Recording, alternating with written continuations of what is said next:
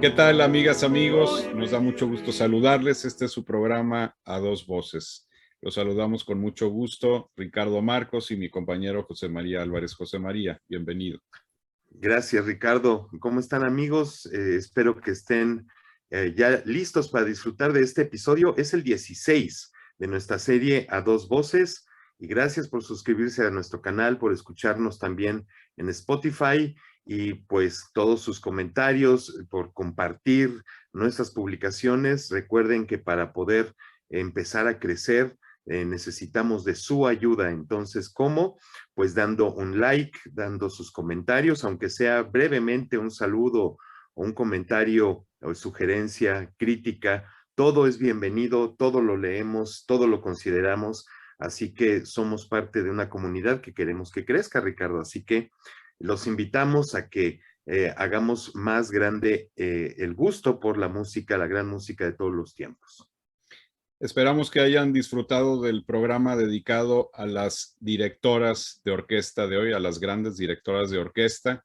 Y si no lo han visto, pues tómense su tiempo, escuchen ese programa y déjenos también sus comentarios. Pues bueno, el día de hoy, José María, tenemos a otro de nuestros festejados de este año. O más bien conmemorados, porque no siempre, la muerte no es para festejar, es para conmemorar. En el caso de Ralph Vaughan Williams, tenemos en esta ocasión, más bien estamos celebrando O recordando 150 años, ¿sí? Recordando su 150 nacimiento. años de su nacimiento. Estaba como que ahorita recordando si era luctuoso o era de nacimiento, pero no, efectivamente es de nacimiento, es un año celebratorio en Inglaterra porque Ralph Vaughan Williams es uno de los grandes compositores ingleses, eso es indiscutible. Ya en un programa previo que hicimos, un podcast previo, habíamos comentado que es un compositor que vale la pena descubrir, que a veces no es tan fácil para la idiosincrasia o para la cultura mexicana, hay que decirlo, y a lo mejor porque el estilo de Vaughan Williams rompe sin lugar a duda con los elementos, digamos, usuales de su tiempo. Aunque él estudió inicialmente en Alemania con Max Bruch, su descubrimiento de la música folclórica inglesa, del modalismo, hizo un parteaguas en su carrera y en su visión como compositor. Por lo tanto, cuando abordamos a Vaughan Williams, José María, amigas, amigos, cuando pensamos en las sinfonías, que es el tema que vamos a empezar a abordar el día de hoy y a descubrir sus 9 sinfonías, nos damos cuenta que no siempre aplica los elementos tradicionales de la sinfonía, José María. Sí existe la forma de sonata y vamos a ver en algunos casos, pero la estructura no va a obedecer a la sinfonía que estableció Mozart, Haydn, Mozart, luego Beethoven y los compositores que ya conocemos, ¿verdad? Sí, el hecho de poder recordar a Vaughan Williams en este aniversario tan importante, que definitivamente se conmemora la fecha del 150 aniversario el 12 de octubre próximo, nos hace ver a un compositor de una gran pasión por la música de su patria, pero también de un lenguaje muy, digamos, muy auténtico como inglés, expresándose como inglés, a diferencia de los compositores que vinieron antes de él, algunos de los cuales, pues con él estudiaron, él estudió con ellos, quiero decir, Hubert Parry y Stanford.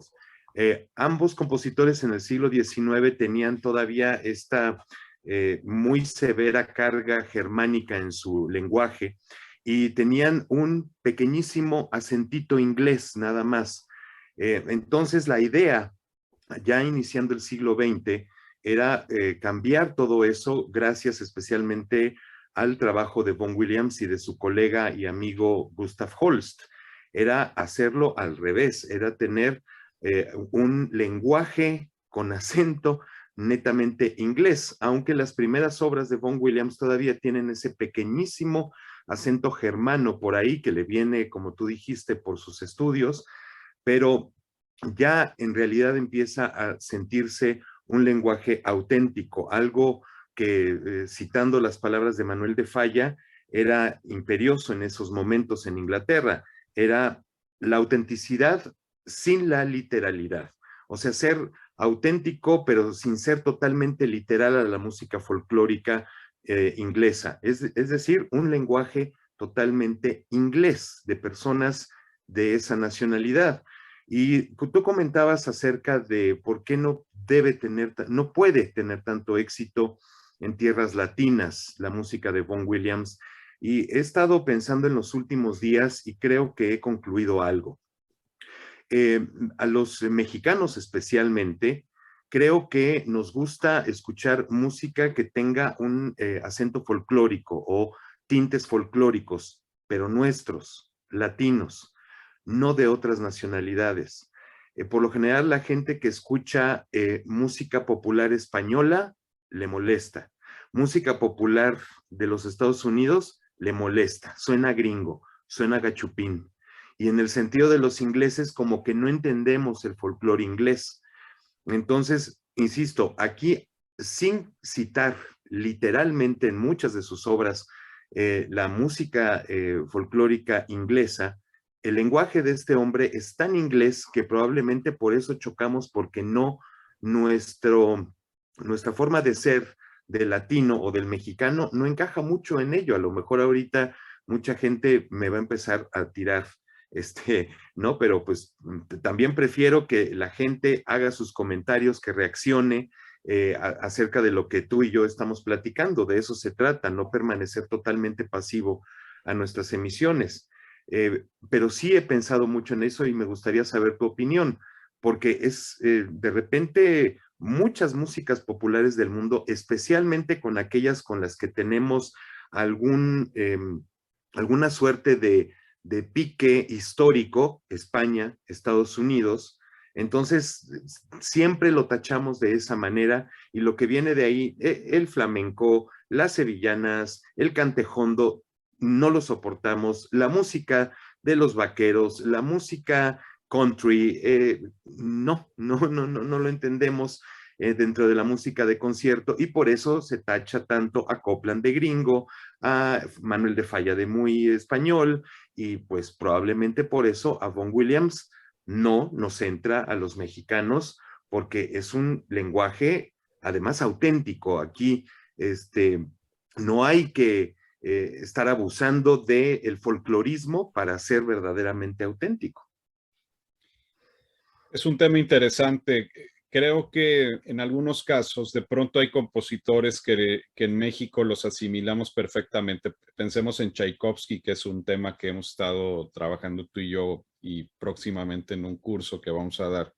Pero eh, como que hay esa idea de un discurso, un lenguaje muy directo, intenso, que es fácil de tomar, y también es cierto que el temperamento de México es apasionado, es de lágrimas, es expresivo, no somos tan fríos como a lo mejor culturalmente se ve a otros pueblos del mundo.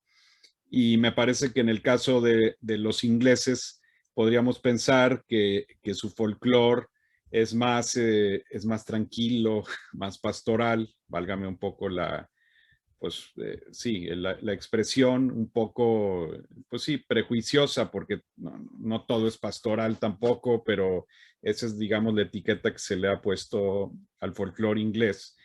Y me parece que los elementos modales pues obedecen también a otro tipo pues, de expresión y de uso de la música y de sus armonías que no están compenetradas con el folclore que tenemos en Latinoamérica, que por otro lado el folclore mexicano pues también tiene un gran componente que nos viene de España, entonces también sería absurdo el negar esa parte cultural que la tenemos, ¿verdad?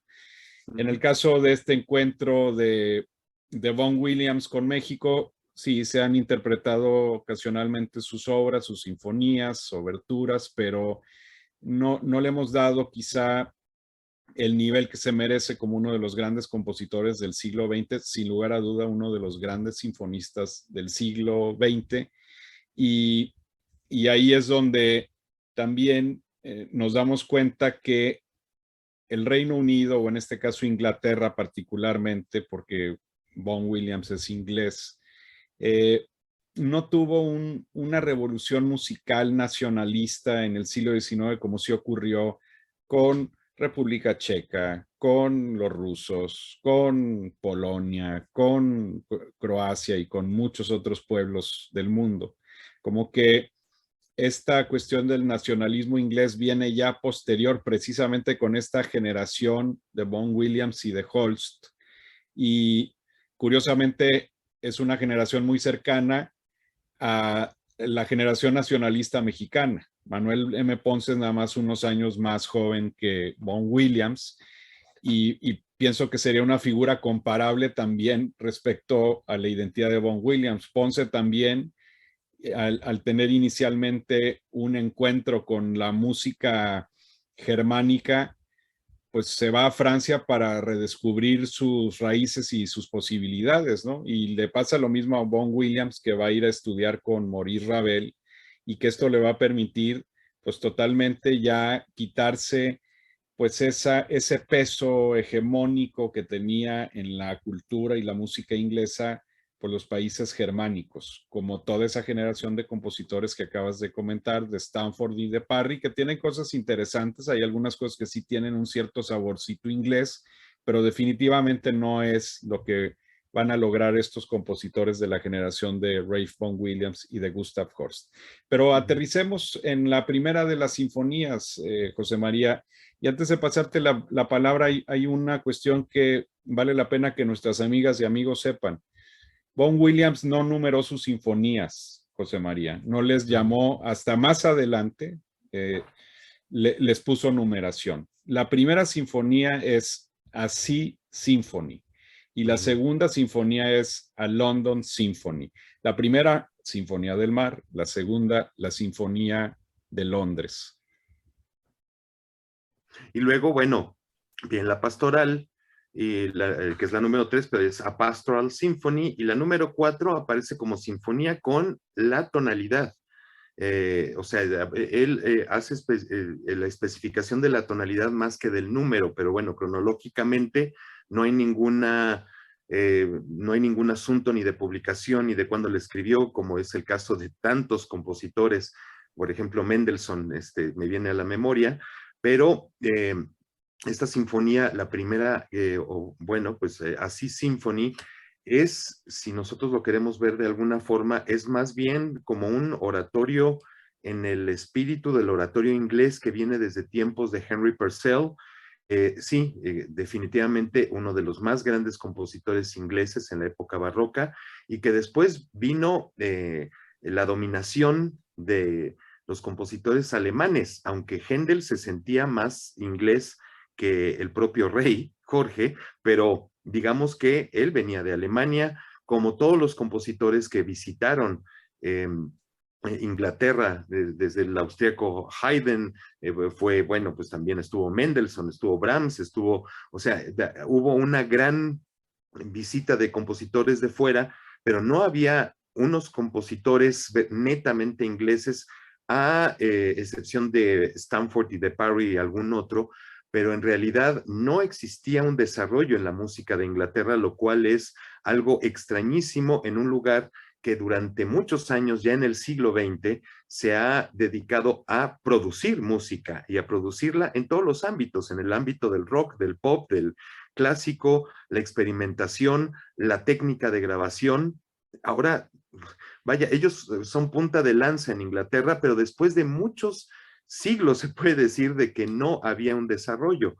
E interesante es ver cómo esta Sinfonía del Mar, que él escribió en 1910, después de estarla pensando durante 5 años, y que en esos 5 años él fue a París, estudió con Ravel, que también era ligeramente más joven que Vaughan Williams, pero fue, digamos, como ya el catalizador para tener una partitura muchísimo más terminada.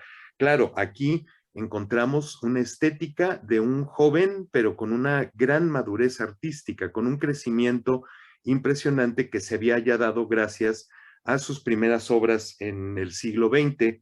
La cito, por ejemplo, Towards the Unknown Region, o Hacia la región desconocida. La primera de las rapsodias Norfolk, On Wenlock Edge, que es un ciclo de canciones para tenor y cuarteto de cuerdas y piano, y Las avispas, todo ello escrito antes de 1910. Y nosotros realmente encontramos, sí, una sinfonía en muchos términos juvenil, digamos, en el empuje, en el arrastre que tiene la obra, pero que tiene una estética y un contenido artístico y humano de un compositor de gran trayectoria ya para la edad de 38 años de este hombre. Y sobre todo un hombre muy sincero. Eso es lo importante que podemos ver, Ricardo, amigos, en Vaughan Williams. Es un hombre muy sincero siempre.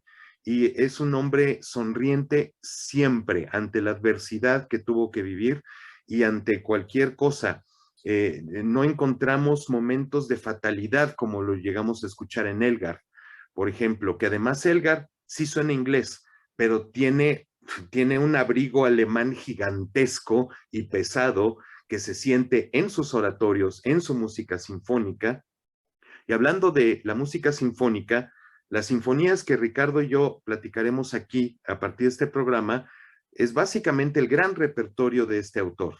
Las 9 sinfonías son la columna vertebral de toda la producción de Vaughan Williams, y esta sinfonía es especial, yo puedo decir, porque viene de la tradición sinfónica coral desde, sí, el oratorio inglés, pero la 9ª sinfonía de Beethoven, pero la 8ª sinfonía de Mahler, que honestamente, aunque la 8ª de Mahler es de proporciones verdaderamente planetarias, como el propio Mahler lo dijo, aquí encontramos una sinfonía que también es de proporciones épicas.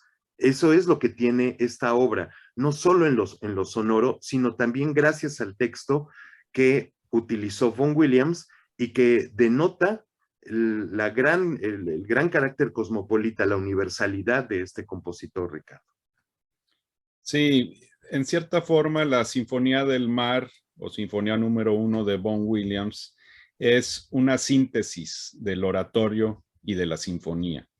Porque lo que sí es cierto es que aquí nos ha planteado la estructura tradicional de la sinfonía en 4 movimientos, la estructura tradicional romántica, vamos a decir, y que viene desde el clasicismo, con un moderato maestoso inicial, un largo sostenuto, que es el segundo movimiento, un allegro brillante, que es un scherzo fenomenal, las olas, y un final que es grave e molto adagio. O sea, es un cuadro majestuoso y, como bien lo ha dicho José María y concuerdo con él, es épico. Es una obra épica y, por supuesto, con los textos de Walt Whitman. Y esa parte, pues, es fundamental. Estos textos que finalmente nos hablan del viaje del hombre hacia los territorios desconocidos.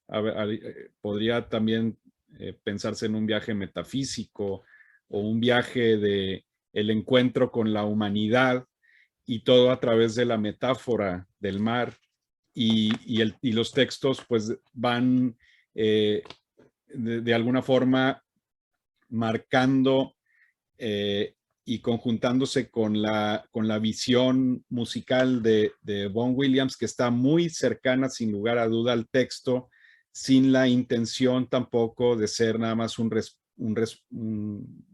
respaldo del texto.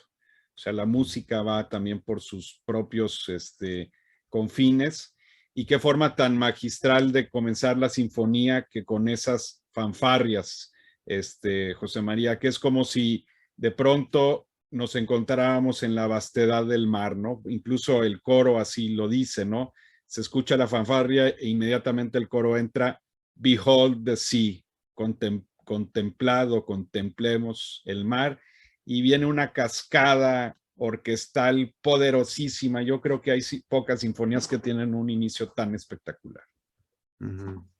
Behold the sea itself, y que bueno, pues de alguna manera, si lo traducimos, he aquí el mar mismo, ¿no? Es lo que realmente dice, pero yo al escribir las notas de esta Sinfonía del Mar hace algunos meses, me di cuenta de algo, escuchando la música constantemente, leyendo el texto de Whitman y juntándolo todo, y esa gran introducción, como tú lo dices, verdaderamente épica, entendí algo. Ahí es donde empieza este legado sonoro de Vaughan Williams y sus 9 sinfonías. He aquí el mar mismo, he aquí mi producción sinfónica. Esa es la gran introducción de este gran sinfonista. O sea, con esa simple línea tomada de Walt Whitman, está abriendo el mundo, su mundo sinfónico, que pues se extendería casi 50 años de su vida y que termina prácticamente de meses antes, semanas antes de su muerte.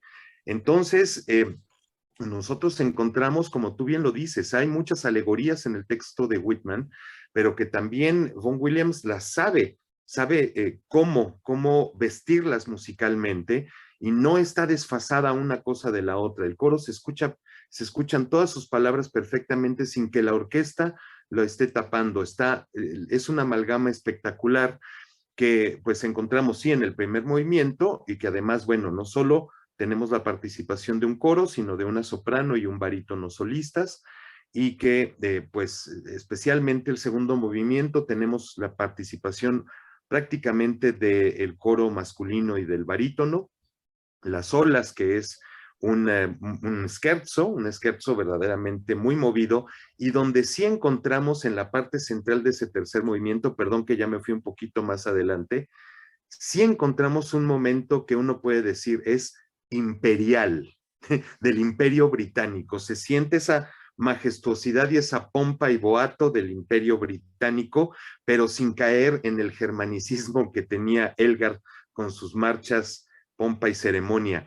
Así que, bueno, de estos 3 movimientos que son tan particulares, sí, nos hablan del mar, pero no nos lo retratan, digamos, de cómo podría ser, vaya, como hay tantos textos en la literatura y en la poesía alrededor del mar y de lo que nos provoca al verlo, sino de una cantidad de cosas que nos hacen ver hacia nuestro interior, especialmente en el segundo movimiento, en la playa a solas, ¿no? En la playa, en la noche a solas.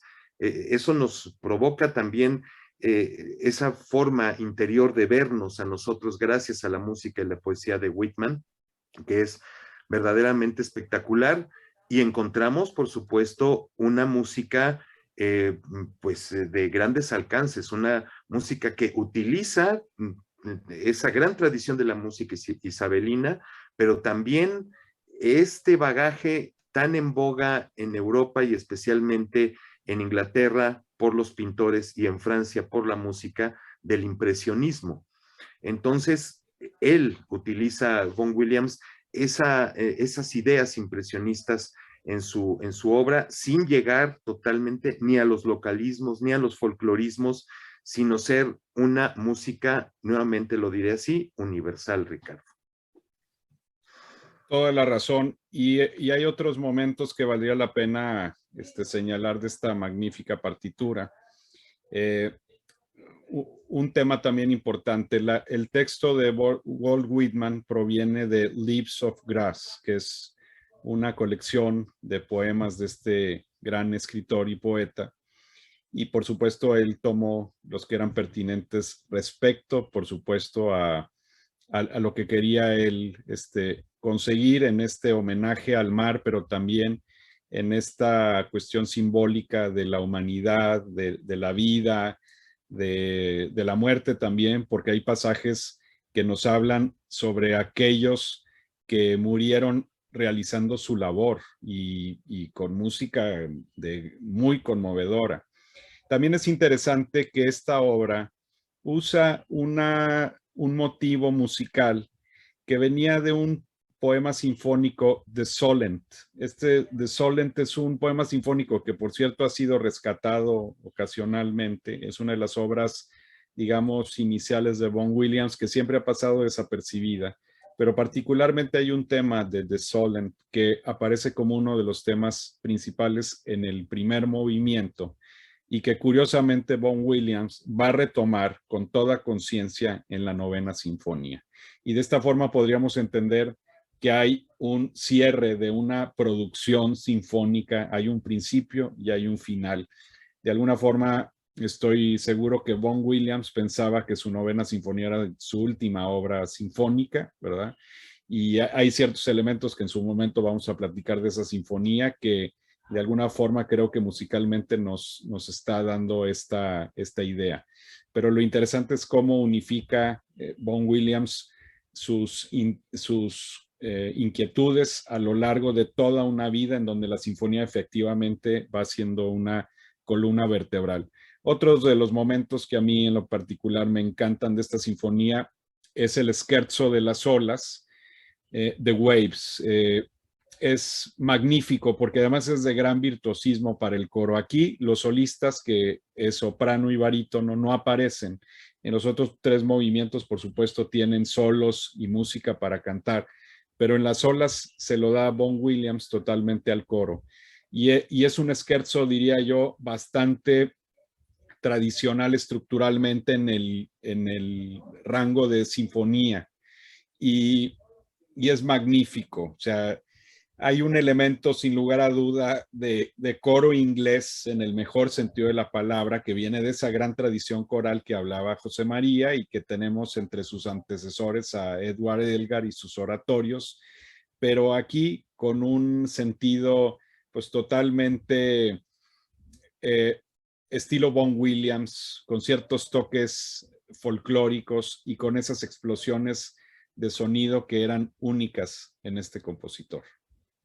Lucha quiso aparecer, es protagonista la lucha, pero bueno, está de metiche por aquí. Pues sí, tu apreciación es muy exacta, el virtuosismo de las olas es fantástico y la parte, lo místico, las alegorías y una gran nostalgia sin llegar a ser fastidiosa en el cuarto movimiento, que es gigantesco y que a Hubert Parry, el profesor de Vaughan Williams, le chocaba.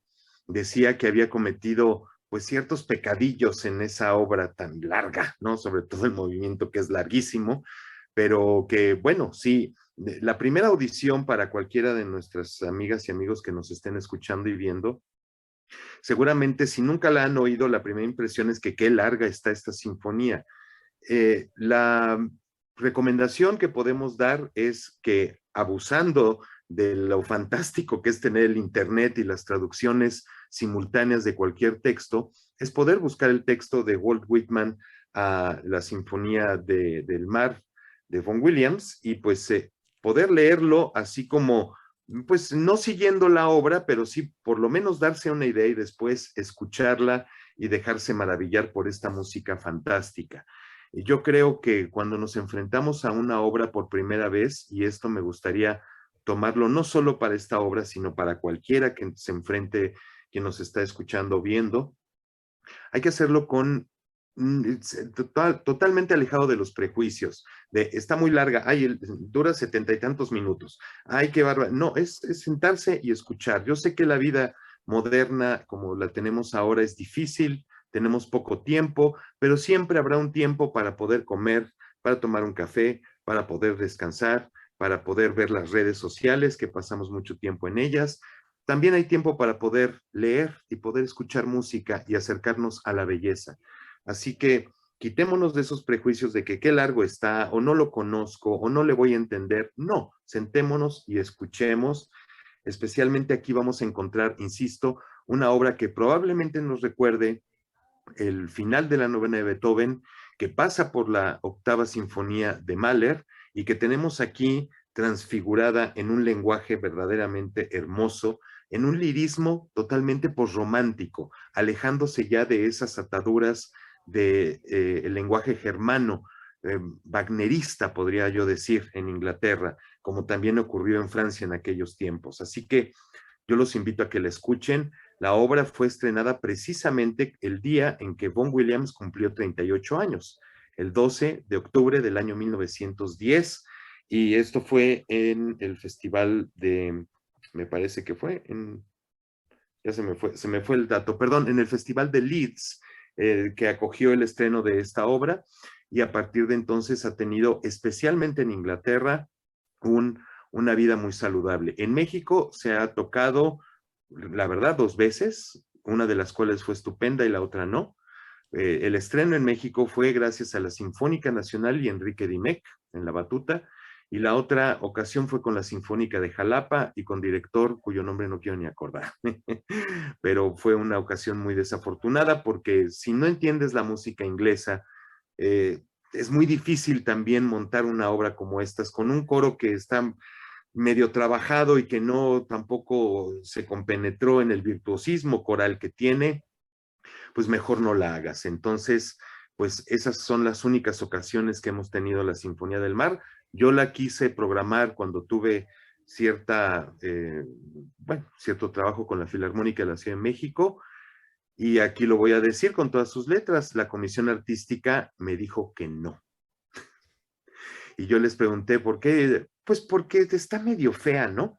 Así me contestaron. Así que ahí tienen, porque luego estas obras grandes conocedores tomando exactamente, decisiones. tocarán su instrumento muy bonito, pero no saben cómo programar una orquesta. Por eso ustedes siéntense, toquen y no opinen. O sea, habemos quienes llevamos años, muchos años haciendo este tipo de cosas, así que pues bueno, nos perdimos, y además traía un director inglés. El director, cuando le dije, no quisieron la Sinfonía del Mar, pues ¿qué fue lo que me dijo? No voy. Pues sí.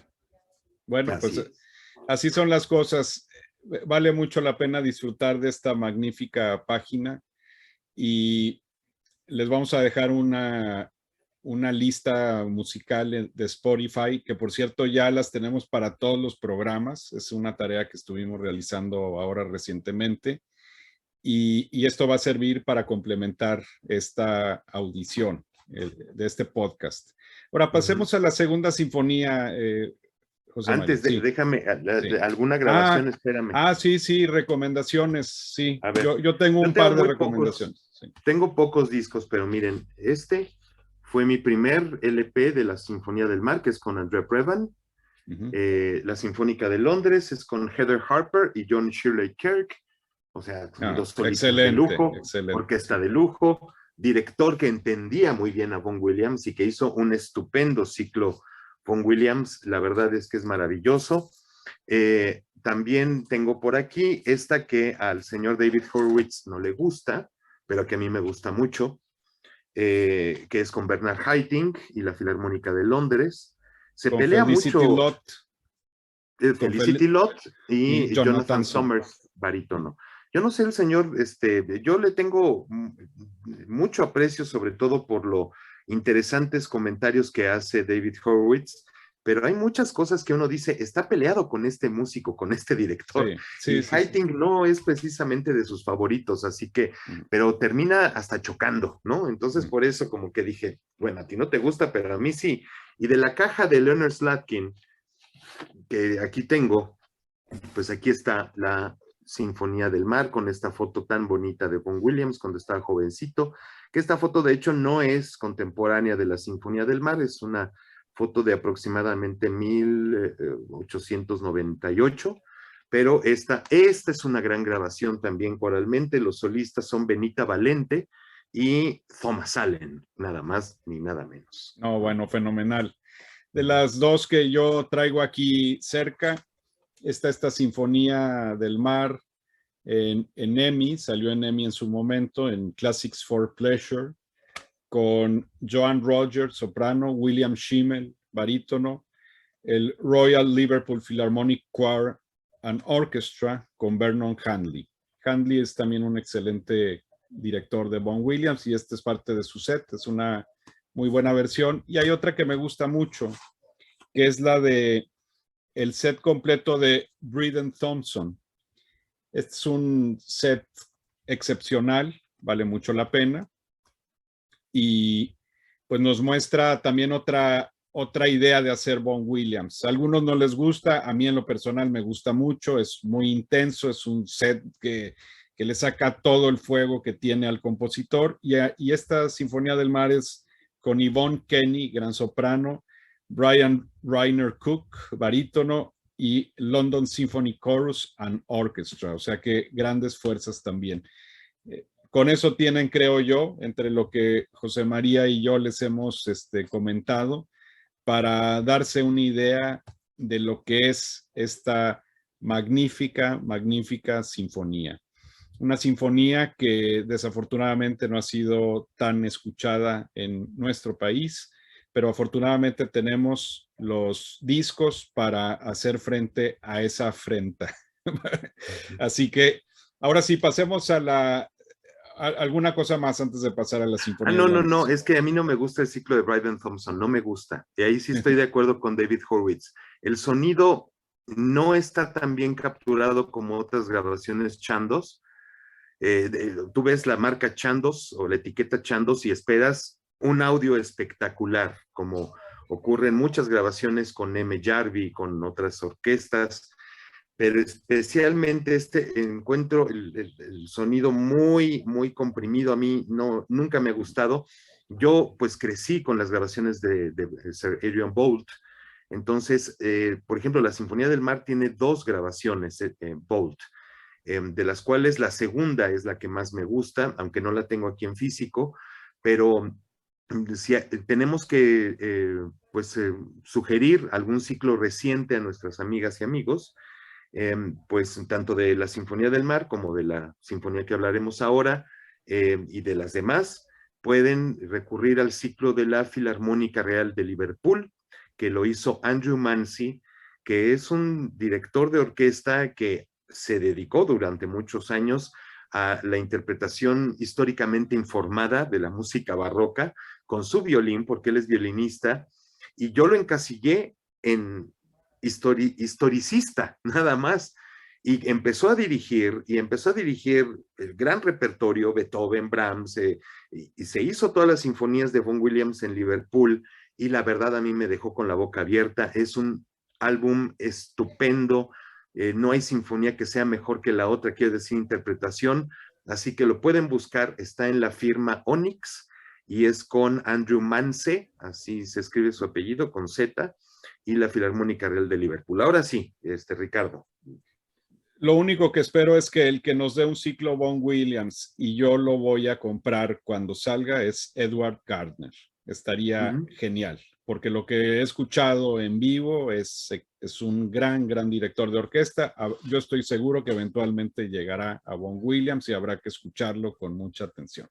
A lo mejor ya lo está grabando, y nadie lo sabe, bueno, porque como ya está con la Filarmónica de Londres, probablemente ya esté grabándolo y no sabemos qué va a pasar en los próximos meses, no sabemos qué va a sacar Chandos o qué va a sacar las etiquetas grandes. No hay una grabación moderna de las sinfonías de Vaughan Williams en Decca. En Deutsche Grammophon jamás habrá un ciclo Vaughan Williams. Y Eso sí te lo garantizo. Y este es el año ideal para eso, y estoy seguro que alguien hará alguna grabación, seguramente de las sinfonías completas. Estaremos al pendiente. Pasemos a London Symphony. Esta sinfonía a mí me fascina, es una maravilla. Es una sinfonía también que podríamos decir está dentro de los confines de la sinfonía tradicional, estructuralmente hablando, pero donde encontramos esos elementos rapsódicos, modales, excepcionales de Vaughan Williams, cómo confluye el folclore con la música también de su tiempo, la música moderna, podríamos decir, los sonidos de la ciudad. O sea, hay muchos elementos ahí excepcionales de esta obra, que fue compuesta entre 1911 y 1912. Tuvo su estreno en Londres en 1914, dirigido por Geoffrey Toy, pero después vinieron 3 revisiones más, lo cual nos da cuenta de lo puntillista que era Vaughan Williams con su música. De hecho, la Sinfonía del Mar también tuvo varias revisiones. En el caso de la de Londres, la obra se fue acortando, o sea, de su versión original, que era una obra por encima de la hora de duración, se fue haciendo cada vez más compacta y hubo revisiones en 1918, 1920 y 1934. A mí en lo personal La versión que más me gusta es la de 1920. Yo en lo personal que he escuchado la versión original y que ya recomendaremos ahorita más adelante cuando hablemos de grabaciones. Y respecto a la versión tradicional que se conoce, que es la del 34, en mi opinión, Vaughan Williams le metió tijeretazos de más a música excepcional, sobre todo del segundo movimiento. Y es una pena porque de alguna forma se le, pues sí, se volvió un concepto más compacto, pero se perdió toda la riqueza que tenía en las versiones anteriores. Lo que sí es que independientemente que nos guste más la primera o la segunda versión o tercera respecto a la definitiva, esencialmente tenemos los 4 movimientos y además donde vamos a escuchar, José María, algunos elementos que van a formar parte de la Sinfonía de Vaughan Williams de aquí para adelante y que son, ahí sí debería decir, son sus añadidos a la forma de sinfonía. La introducción, o preludio, como le quieras tú llamar, y el epílogo. Esta parte del epílogo, que es la gran inclusión de Vaughan Williams a la sinfonía, vamos a ver algunos epílogos magistrales y evidentemente este de la segunda sinfonía, London Symphony, es una maravilla. Y bueno, Vaughan Williams ha sido tachado por ser un compositor como dijo Copland, que es mucha de su música es como una vaca asomando la cabeza y viendo la campiña inglesa. Ahí sí Copland me va a disculpar, pero dijo una estupidez, porque creo que nadie ha dicho cosas terribles de su música y yo no entiendo cuál era su problema con Vaughan Williams, así que ahí tengo que defender al inglés. Pero en realidad esta sinfonía es muy cosmopolita. Esta sinfonía, bueno, nos habla de un hombre citadino que le gusta la ciudad, que le gusta pasear por las calles, escuchar los gritos de los tenderos, los claxones de los taxis y de los carruajes. Así que de eso se trata esta sinfonía. Tiene cosas bien importantes que hay que señalar también porque como tú dices, fue sometida a revisiones y la primera revisión no fue tanto porque Vaughan Williams lo quisiera hacer, sino porque se atravesó la Primera Guerra Mundial y él sirvió a su patria manejando ambulancias y sirviendo, bueno, pues sí, en el ejército. Y pues digamos que la partitura se quedó ahí medio pues maltrecha, digamos, la primera versión que fue estrenada, como tú lo dijiste, por este maestro, por Toy, la verdad, pues no había cuajado. Luego se vino la guerra y con otro tipo de sentimientos es que eh, pulió más la obra. Y sí, la última versión en realidad creo que a nadie le gusta mucho. Es como un poquito más popular, pero el aspecto que es muy importante para la segunda versión es una amistad que mantuvo Vaughan Williams con un compositor inglés muy joven y que eran muy buenos colegas y eran muy buenos amigos. Y desafortunadamente en la guerra, en la Primera Guerra Mundial, en el campo de batalla, perdió la vida. Hablo de George Butterworth. Entonces, cuando se estrenó la primera versión de la Sinfonía Londres, Butterworth le dijo cosas maravillosas a Vaughan Williams, sobre todo de lo que habían platicado, de hacer una música que fuera pues de todos los días, que fuera algo que escucháramos diariamente, pero llevado al nivel de la gran música. Y pues al momento de perder la vida, que fue en la batalla del Somme, en el norte de Francia, fue herido levemente durante una avanzada del ejército de los alemanes y en un fuego cruzado, pues, aunque él estaba herido, Butterworth perdió la vida, pues, con un tiro en la cabeza a manos de un francotirador.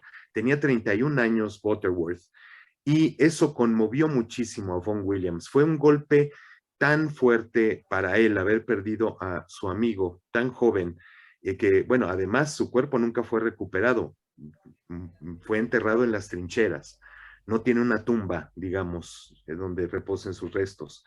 Todo esto lo conmovió mucho y si escuchamos con atención el segundo movimiento de esta obra, es un homenaje a Butterworth. Es no solo es como la contemplación de un paisaje londinense nocturno, sino también es el homenaje que hace un amigo a otro, en ocasión de su muerte. Así que si en algún momento ya han escuchado esta obra o la quieren escuchar, traten de imaginar ese gran dolor y pues esta música tan hermosa que escribió Vaughan Williams en el segundo movimiento. Claro, la sinfonía es de Londres, porque escuchamos muchos sonidos musicalmente que nos remiten directamente a las calles y a la forma de vivir de un londinense. En esa introducción de la que tú hablas, escuchamos por ahí, lejanamente, el cuarto de hora del Big Ben, pero muy lejanamente, no es tan obvio. Y de esa forma es como comienza ya, creo que es Allegro risoluto, me parece, Así es. No sé cuál es el primer movimiento, es la introducción y después Allegro viene risoluto, sí. el Allegro risoluto. Entonces, pues ahí es donde empieza todo esto, como una ciudad tan importante como lo es Londres se empieza a despertar, se empieza a ver el vaivén de los ciudadanos, cómo caminan por la calle, los coches de aquella época, estamos hablando de principios del siglo XX, los carruajes, en fin, lo vemos todo de esa manera y así es como empieza la obra, de una forma bien, primero muy vaporosa, como todos pensamos que es Londres, y yo los invito a que vayan digamos, en verano para que vean que no hay niebla y que en invierno tampoco hay niebla, así que, pero la niebla que nosotros pensamos que había en Londres, pues era de las fábricas y era de las chimeneas de las casas. En realidad de ahí viene la niebla de aquellos tiempos, ¿no? Vaughan Williams dejó algunas notas al respecto de esta sinfonía y es interesante, les voy a citar algunos aspectos. Dice, ha sido sugerido que esta sinfonía ha sido mal nombrada, que debe ser llamada mejor como la Sinfonía por un londinense. Eso significa que en ningún sentido es descriptiva, a pesar de que en la introducción se pueden escuchar las campanadas de Westminster en el primer movimiento, una breve reminiscencia a Lavender Cry en el segundo movimiento, que es una obra folclórica, y la sugerencia también de armónicas y pianos mecánicos en el scherzo, lo cual le da a la obra un sentido de color. Sin embargo, esta es música absoluta. Eso es lo que decía Vaughan Williams. Y sí, es cierto. O sea, logra introducir esos elementos dentro del concepto de sinfonía, pero unidos perfectamente en todo el lenguaje sin que en ningún momento parezca intrusivo. Y este punto que dices, efectivamente a mucha gente se le pasan las campanadas de Westminster, que por cierto se escuchan en el primero y en el cuarto movimientos, y que nos dan un sentido de unificación del concepto también de la obra, pero lo hace de una forma tan sutil, con cuerda punteada, ¿verdad? O arpa, si mal no recuerdo. O sea, arpa, sí. Y pues, claro, no son las campanadas donde se las da la percusión, sino que se le da instrumento de cuerda, el arpa en este caso, y es de una sutileza encantadora. Igual el cuarto movimiento, que es un final andante con moto que va también como que tomando velocidad y que nos lleva ya a Londres, pero nocturno, y al principio con todo el bullicio, una vez que explota el maestoso a la marcha, luego el allegro, y después como que hay una explosión y la ciudad se va apagando y volvemos a escuchar las campanadas de Westminster de forma sutil, llegando a un epílogo misterioso muy al estilo de Vaughan Williams, pero de gran poder. Y efectivamente va a haber una última erupción musical antes de apagarse ya definitivamente esta magnífica obra. Ese epílogo se empieza a escuchar música como muy acuática porque es precisamente un homenaje al Támesis, lo que él hace y que lo recupera de una novela de Herbert George Wells. de un pasaje que habla del Támesis como uno de los grandes testigos mudos de la ciudad de Londres. Y se empieza a escuchar eso y como, sí, en la noche está ahí el gran guardián de Londres, está el Támesis ahí atento, pasando prácticamente de un lado al otro de la isla, y es un episodio verdaderamente fantástico. Y hablábamos de citas, y uno de los grandes biógrafos de Vaughan Williams, bueno, para mi gusto hay dos, que son James Day y también Michael Kennedy. Michael Kennedy dijo algo que seguramente a todos nos va a sorprender ahorita, que en esta sinfonía existen varias influencias. Dice, la riqueza de la música de Elgar, la paleta instrumental de Debussy, el naturalismo de Petrushka de Stravinsky también. Sin embargo, a pesar de todo ese eclecticismo, casi cada compás de esta obra proclama la individualidad del compositor e ilustra la aplicación práctica de su convicción de que un compositor inglés debe tomar y purificar las formas de la expresión musical que eran parte de la vida de la nación y elevarlas al nivel del gran arte. Como, bueno, aquí estamos escuchando también, sin llegar a una forma obvia, niños bailando al son de un organillo, gritos de vendedores ambulantes, el paso por algunas calles importantes de Londres o de alguna construcción pues legendaria, pero sí, como él bien lo dijo en su nota al programa, el propio compositor, es música absoluta, pero que nosotros podemos también dejar volar nuestra imaginación y llevarnos hasta este lugar fantástico. ¿Qué grabaciones podríamos recomendar? Yo aquí traigo 3. Inicialmente, A ver. hay una que fue muy famosa porque restituye la versión original de 1913, que es del ciclo de Richard Hickox. Dura 61 minutos la obra en esta versión original. Vale la pena conocer porque esto nos permite hacer una comparación de las diversas versiones hasta llegar a la actual de 1930 y ¿qué dije? 4, bueno, la de los 30s.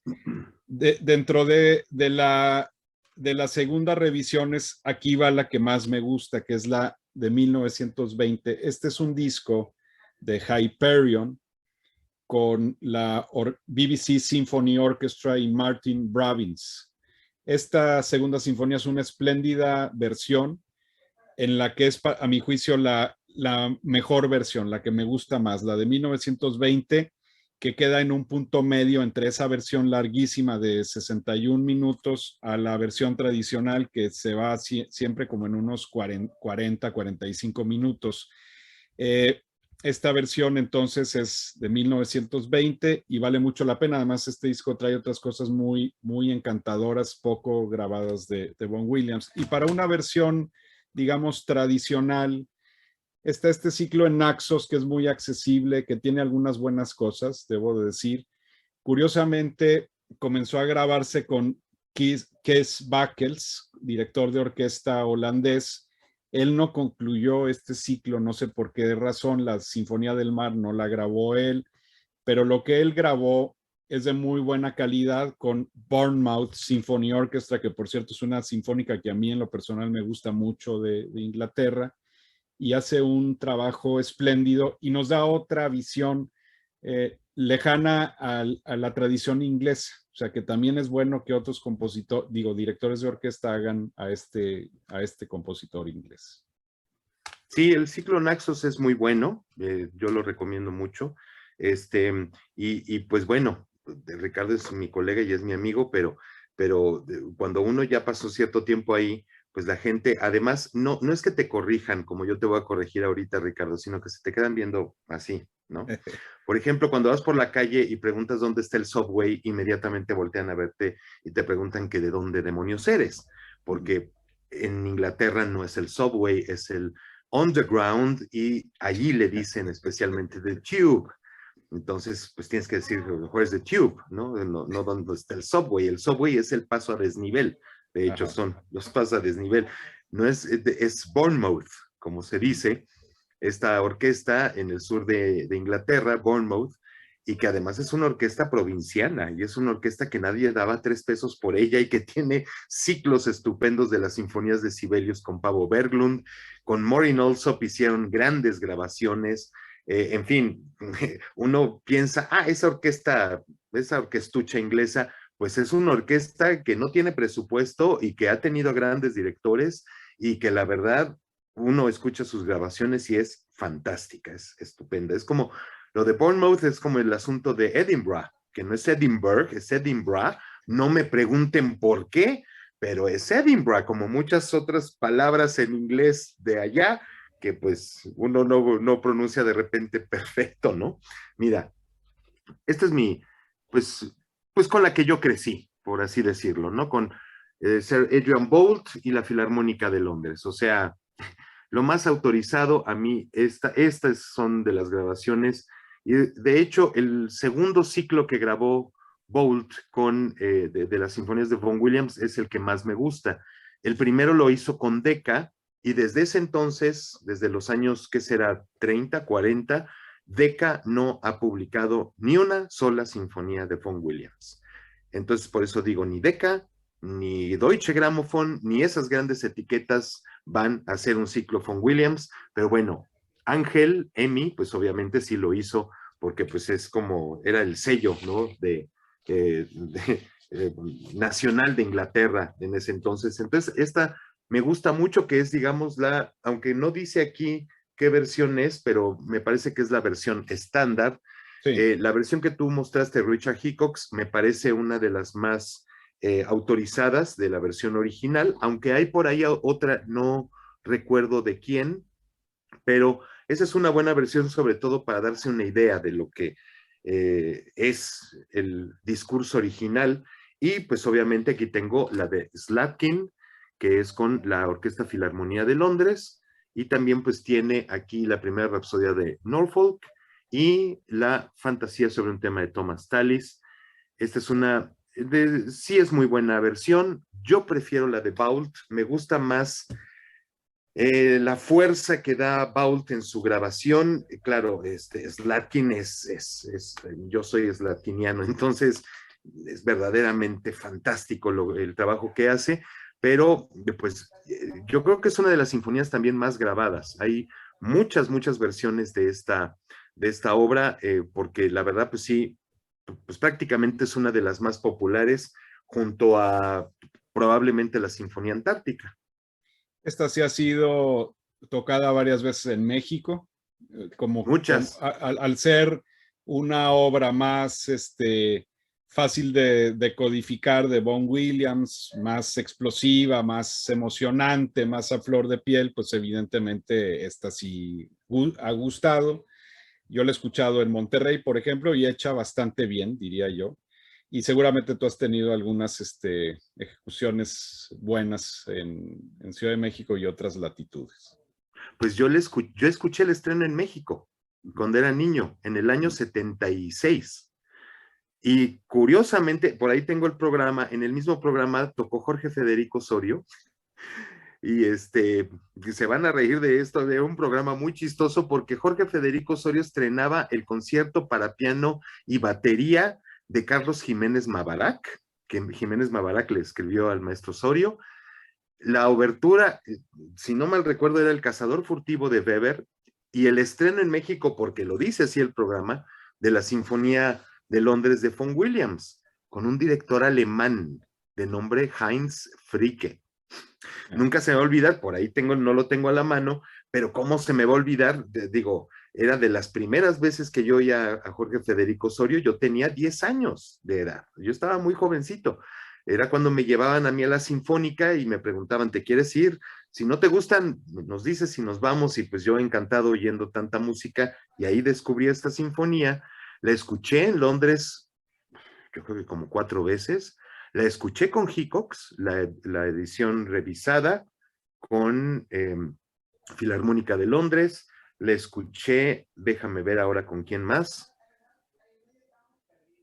No me acuerdo con quién la escuché. Por cierto, Martin Robbins, yo a cada rato lo escuchaba ahí en Inglaterra. O sea, era era el director de, no puedo fulano, pon a Brabbins, y él puede, ¿no? Y Brabbins lo graba todo, y Brabbins lo dirige todo, Sí. y es un buen tipo, además, es un Sí. tipo muy simpático. Bueno, él ha dirigido en Monterrey, por ejemplo.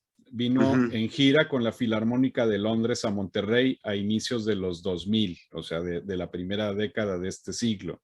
Y la verdad, fenomenal. O sea, tocando música de Walton y de Elgar, o sea, de un programa netamente inglés. Y yo ahí lo conocí y ha grabado varias cosas precisamente por esa facilidad que tú dices. Y justamente ya le dieron chance de sacar su ciclo Vaughan Williams, que es de los ciclos modernos que hay actualmente y que yo pienso que sí tiene cosas interesantes, además del de Andrew Mans, que ya también habías tú recomendado. Vale la pena buscar el de Brabbins en Hyperion, que es con el sello que generalmente él graba. Entonces, bueno, pues ahí creo que estamos bien servidos. ¿Algún comentario final, José María, ya para despedirnos? Este programa ha sido muy intenso, muy largo, pero dedicado a un compositor que tanto tú como yo le tenemos mucho afecto. Pues que nos acerquemos a Vaughan Williams, que sirva la oportunidad de platicar acerca de él para que nuestras amigas y amigos se acerquen a su música si no lo han hecho, y si lo han escuchado en algún momento, pues que recuperen su música y que nuevamente compartan nuestros videos y nuestras publicaciones para que llegue este mensaje a mucha más gente y haya más adeptos a la gran música. Así que pues seguiremos con este ciclo Vaughan Williams. Y pues ojalá se suscriban a nuestro canal y nos sigan compartiendo y comentando. Muchas gracias, Ricardo, y pues nada más eso. Gracias, amigas, amigos. Los esperamos la siguiente semana con más de la mejor música en A Dos Voces. Nos despedimos. Hasta pronto, gracias.